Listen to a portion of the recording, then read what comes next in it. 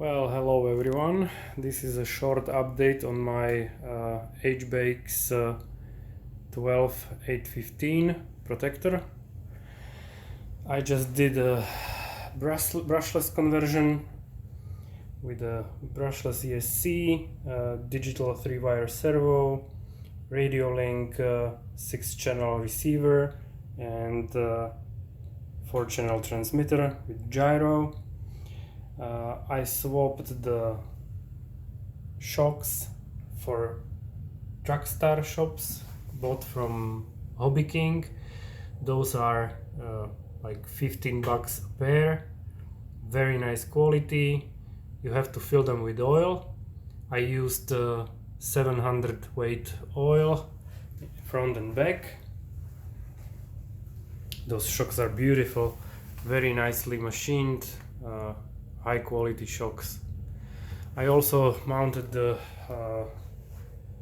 HBX rear wing.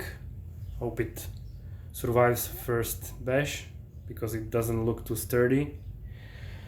The car can be powered from the standard 18650 Li-ion batteries, or it can be powered from 2 or 3S LiPo. It's a really nice runner. I already changed the shafts for metal shafts, front and back, before.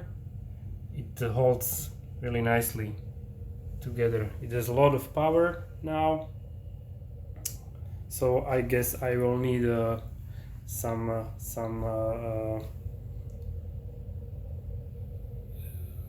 something to keep it on the ground and not flipping in the rear.